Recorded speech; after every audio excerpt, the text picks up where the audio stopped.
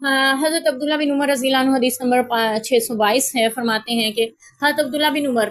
چاشت کی نماز نہیں پڑھتے تھے مگر جس دن مکہ جاتے، کیونکہ وہ مکہ میں چاشت کے وقت ہی جاتے تھے،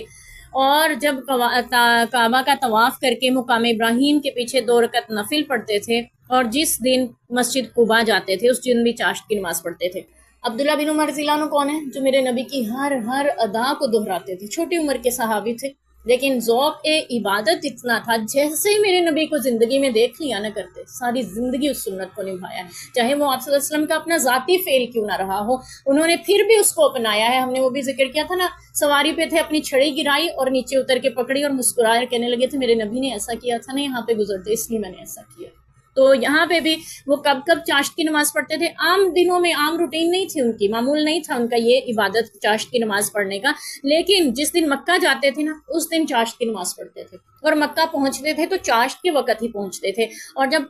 خانہ کعبہ کا طواف کر کے مقام ابراہیم کے پیچھے 2 رکعت نماز پڑھتے تھے اس دن بھی وہ چاشت کی نماز پڑھتے تھے، اور جس دن مسجد قباء میں جاتے تھے نا اس دن بھی چاشت کی نماز پڑھتے تھے، اور وہ ہر ہفتہ میں مسجد قباء جاتے تھے۔ بس جب وہ مسجد میں داخل ہو جاتے تو اس بات کو برا جانتے تھے کہ بغیر نماز پڑھے اس سے باہر نکل آئیں۔ جب بھی مسجد قباء گئے، کون سی مسجد ہے یہ جو میرے نبی پاک صلی اللہ علیہ وسلم ہجرت فرما کے مدینہ تشریف لا رہے تھے نا، تو قباء کی بستی میں میرے نبی نے قیام فرمایا تھا، کچھ دن آپ وہاں ٹھہرے تھے، اسی لیے مدینہ والے روز انتظار کرتے تھے کہ آج ہمارے نبی آ رہے ہیں، آج آ رہے ہیں۔ ظاہر ہے اس وقت کوئی انٹرنیٹ کا دور تو تھا نہیں کہ اطلاع کر دی جاتی کہ فلاں دن وہاں جائیں گے فلاں، تو وہ روز انتظار کرتے تھے ہتھیار سجا کے، دو رویہ آ کے، یعنی دوپہر چڑھ جاتی تھی تو واپس چلے جاتے تھے کہ اب دھوپ زیادہ ہو گئی ہے۔ تو پھر مسجد قباء میں یعنی بستی قباء میں میرے نبی نے قیام فرمایا، اس جب پہلا جمعہ آیا تو آپ نے وہاں پہ جمعہ کی نماز ادا کی تھی، اور وہیں پہ مسجد بنائی گئی تھی، اس مسجد کو مسجد قباء کہتے ہیں۔ تو عبداللہ بن عمر جب اس مسجد میں جاتے تھے نا، مسجد قباء میں، اور ہر ہفتے جاتے تھے، مدینہ سے زیادہ فاصلے پہ نہیں ہے اس لیے وہ ہر ہفتے وہاں لازمی جاتے تھے،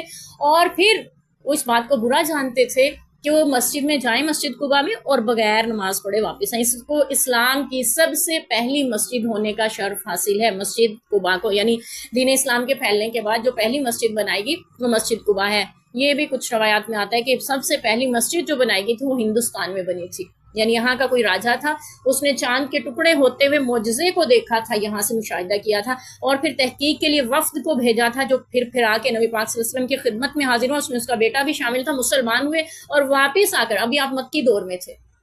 مکی حیات طیبہ گزار رہے تھے، مدینہ میں ابھی تشریف نہیں لے گئے تھے، تو اس نے واپس آ کے پھر بتایا تھا ایک نبی مبعوث ہوا ہے، تو وہ راجا نے اسلام قبول کیا تھا، مسلمان ہوئے تھے وہ لوگ جو مسلمان ہو کے آئے تھے، اور پھر اس نے یہاں پہ سب سے پہلے مسجد بنائی تھی، ٹھیک ہے، یعنی اسلام کی سب سے پہلی مسجد تاریخ کے اعتبار سے وہ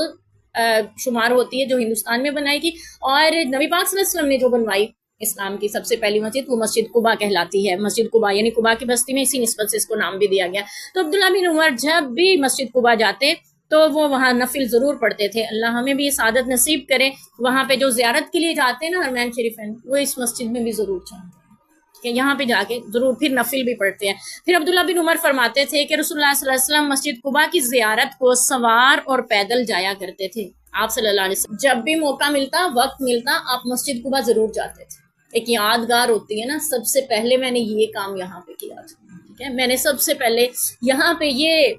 اسلام کی عظمت کا مینار کھڑا کیا تھا، یہ مسجد قائم کی تھی، اس لیے آپ بارہا وہاں جاتے تھے، اور قباء والوں سے ملنے بھی، اور پھر ان کی فضیلتیں بھی الگ ہیں جو اس وقت میں وہاں تھے موجود۔ تو پھر آپ صلی اللہ علیہ وسلم پیدل بھی جاتے تھے، سوار بھی، جیسے کوئی جا سکتا ہو، مدینہ سے زیادہ دور نہیں ہے، کچھ لوگ پیدل بھی چلے جاتے ہیں، کچھ سواری پہ بھی چلے جاتے ہیں، جیسے ممکن ہو جا سکتے ہیں۔ نافع کہتے ہیں عبداللہ بن عمر کہا کرتے تھے میں ویسا ہی کرتا ہوں جیسا کہ میں نے اپنے دوستوں کو کرتے ہوئے دیکھا ہے، اور میں کسی شخص کو منع نہیں کرتا رات میں یا دن میں جس وقت چاہے نماز پڑھے، سوائے اس کے کہ طلوع آفتاب کا قصد نہ کرے اور نہ غروب آفتاب کا، یعنی جو مکروہ اوقات ہیں اس وقت میں آپ مسجد قباء میں نماز نہیں پڑھ سکتے، اس کے علاوہ آپ جب چاہیں مسجد قباء میں نماز پڑھ سکتے ہیں، دن کے وقت جائیں، رات کے وقت جائیں، پیدل جائیں، سوار جائیں، اور وہاں پہ چاشت کے وقت اکثر جاتے تھے، ہر ہفتے جاتے تھے، چاشت کی نماز وہیں جا کے پڑھتے تھے عبداللہ بن عمر رضی اللہ عنہ۔ اور اس کی فضیلت یہ بھی ہے جس نے مسجد قباء میں نماز ادا کر لی 2 نفل، اللہ اس کو ایک عمرے کا ثواب عطا کرتے ہیں۔ تو کتنے خوش نصیب ہیں وہ لوگ جو وہیں پہ ساری نمازیں پڑھتے ہیں، نفل بھی پڑھتے ہیں، سنتے بھی ادا کرتے ہیں، اور فرض نماز کی جماعت بھی وہیں پہ ادا ہوتی ہے۔ یہ وہ بستی ہے جہاں میرے نبی نے مدینہ میں جانے سے پہلے